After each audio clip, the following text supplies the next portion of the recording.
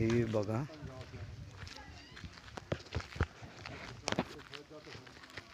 कुठे ना कुठे शाळेत जात असतात.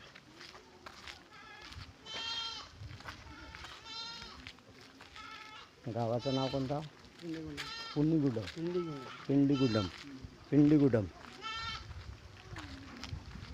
पिंडीगुंडम या गावामध्ये मी आज आलेलो आहोत. तर हे बघू शकता यांचे जीवन आणि राहणीमान आणि येथील परिस्थिती.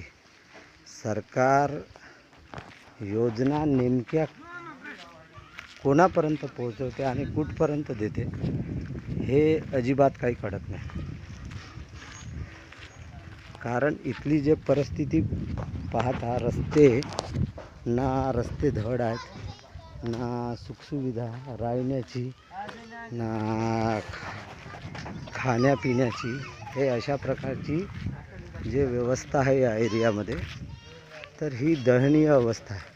तर सरकार जे पब्लिसिटी प्रचार करून सर्व लोकांना शेवटच्या घटकापर्यंत मूलभूत सुविधा कसे भेटतील या प्रयत्नात आहे. पण इथे जर वास्तविक पाहता असं काहीच चित्र दिसत नाही. ना धड राहण्याची व्यवस्था, ना पाण्याची व्यवस्था.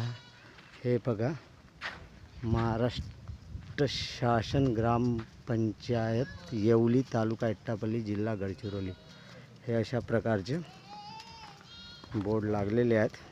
पण वास्तविक पाहता इथे पाण्याची काही व्यवस्था नाही. जर कधी पाणी मिळते तर नाही मिळत. इथल्या लोकांना बऱ्याच ठिकाणी भटकावं लागत आहे. तरी शासन प्रशासनाला माझी विनंती आहे की ह्या अशा प्रकारच्या ज्या गरजा आहेत मूलभूत, तर पुरवण्यात यावे. धन्यवाद. मी राहुल सोनटके, राष्ट्रीय मानवाधिकार संघटन, दिल्ली, नागपूर.